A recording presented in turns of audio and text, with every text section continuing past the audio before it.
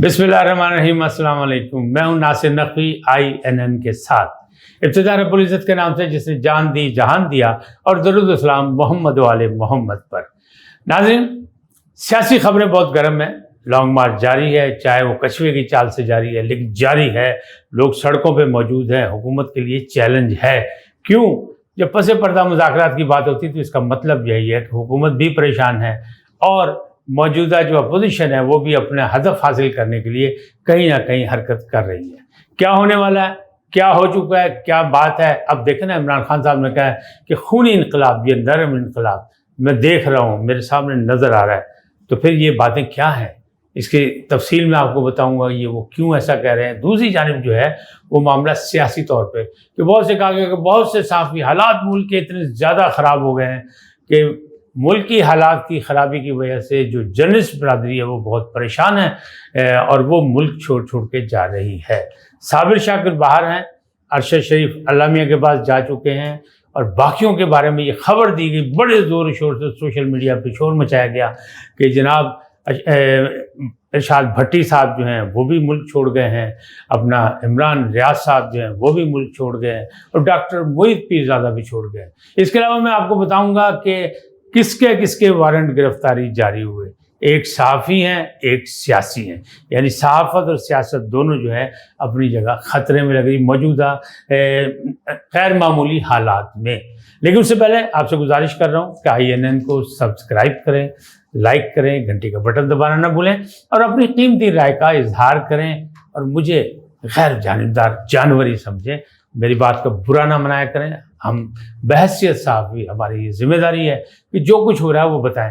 मसलन बहुत बड़ी तरदीद सामने आ गई कि डॉक्टर मोहित पीरज़ादा एक सीनियर एंकर हैं, वो अपनी फैमिली के साथ बाहर हैं और अपने घरेलू मामलात या अपने फैमिली मामलात के दौरे पर हैं।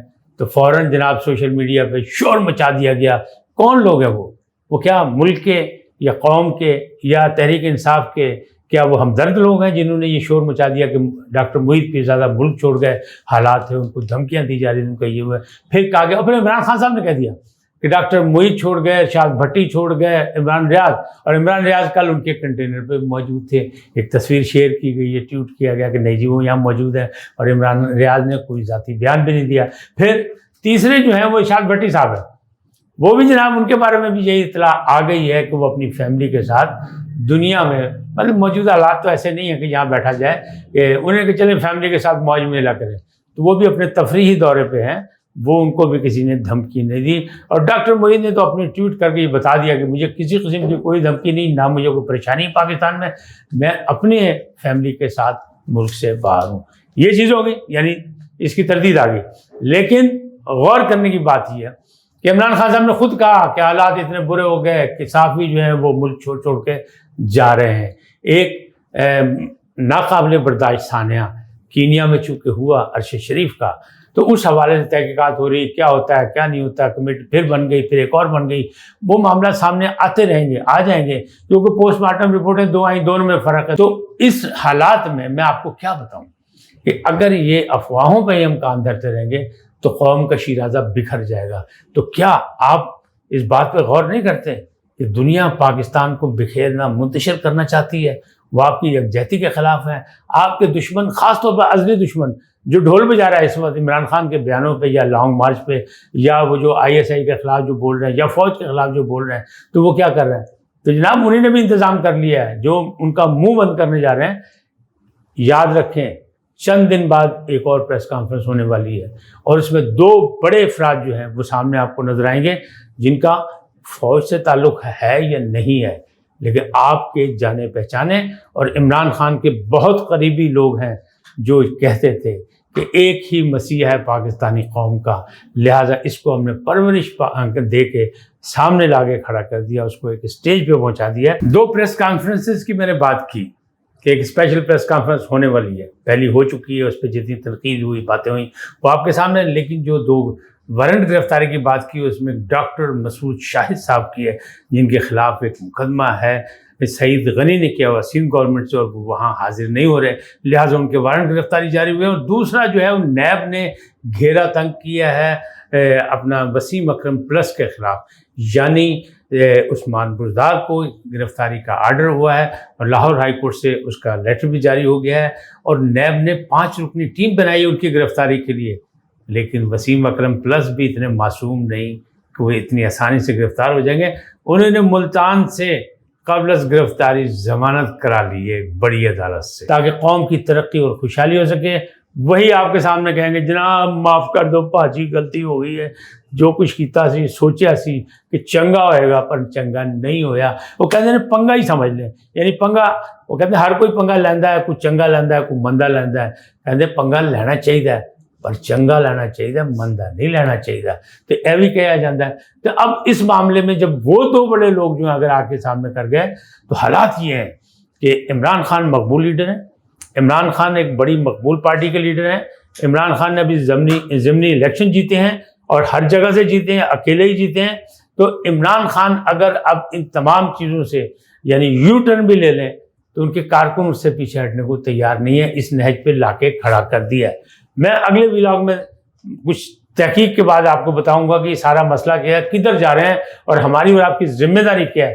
کسی پارٹی کی مخالفت، سب کی مطلب پارٹی جو ہے، چاہے وہ تحریک انصاف ہو، مسلم لیگ نون ہو، پاکستان پیپلز پارٹی ہو، مولانا فضل الرحمان ہو، یا پیر پگاڑا صاحب ہو، یا اور MPM ہو، جو بھی ہو، میں ان کی بات نہیں کر رہا، کسی کی بھی نہیں کر رہا، میں صرف اپنے ملک کی بات کر رہا ہوں، پاکستان کی بات کر رہا ہوں، اس دھرتی کی بات کر رہا ہوں، آپ کی اس آزاد ریاست کی بات کر رہا ہوں جس کے بارے میں غیر اپنے کہہ رہے ہیں کہ نہیں یہ آزاد نہیں ہے۔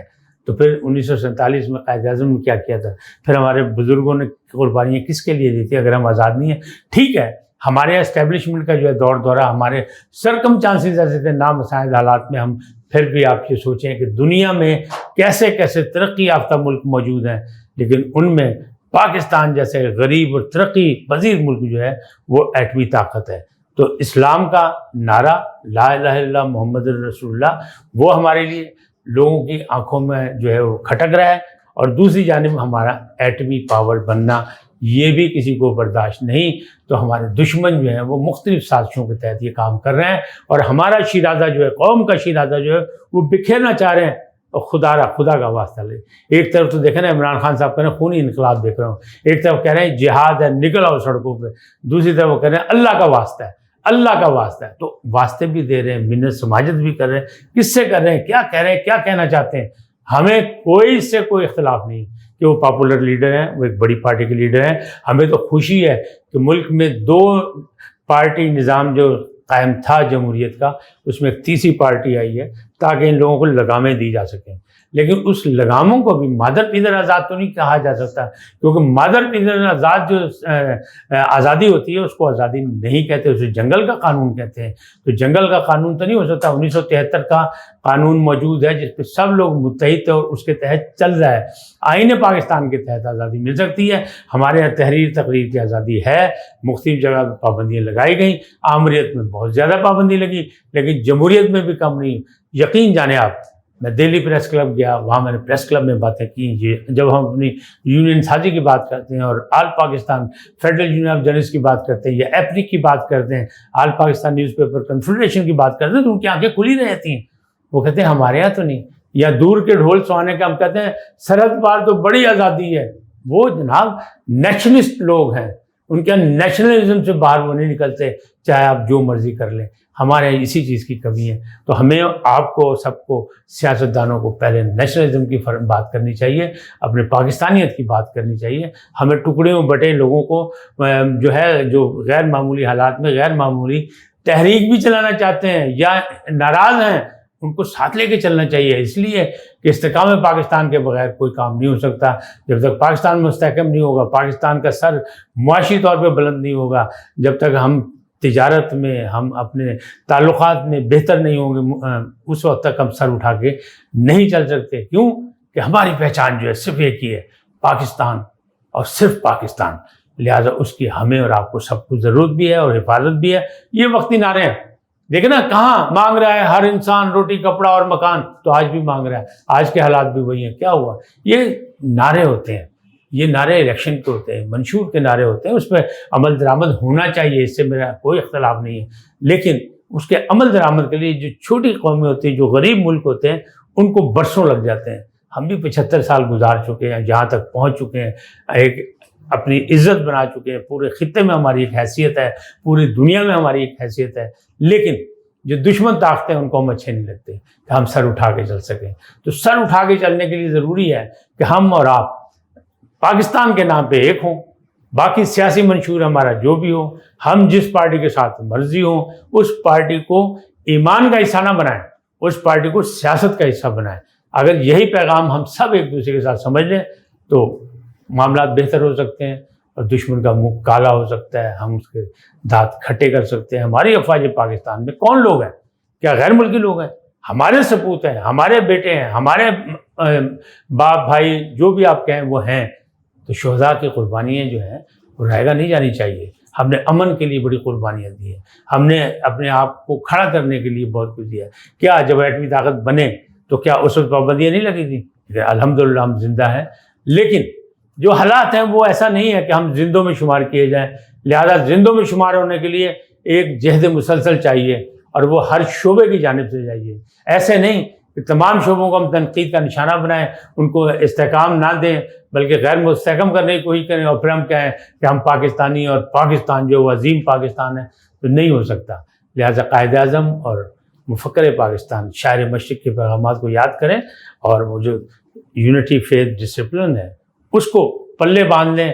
باقی کوئی بات نہیں، سیاست اپنی اپنی مرضی کی کرے، جو مرضی کریں، لیکن ملک کی کو جو ہے اس کا استحکام جو ہے اس کو داؤ پہ نہ لگنے دیں.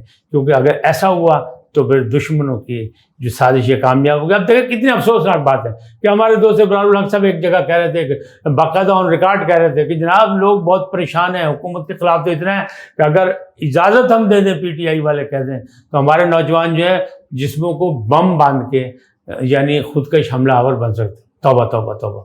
میں نہیں کہوں گا، ایسا نہیں ہونا چاہیے، یہ سوچ نہیں ہونی چاہیے. نقصان کس کا ہوگا؟ میرا نوجوان جائے گا، میرے ملک کا سپوت جائے گا، اور میرے ملک کو نقصان ہوگا. لہذا نقصان کی باتیں نہ کریں، فائدے کی باتیں کریں. اللہ آپ کی حفاظت کرے، اللہ آپ کو صحت و تندرستی کے ساتھ قائم دائم رکھیں. آج اتنا ہی. صرف ایک ہی ریکویسٹ، IANN کو سبسکرائب کریں، لائک کریں، گھنٹی کا بٹن دبانا نہ بھولیں. اپنی قیمتی رائے کا اظہار کریں، اپنی شخصیت کے مطابق. سدا آپ کو سلامت رکھیں. اللہ نگہبان.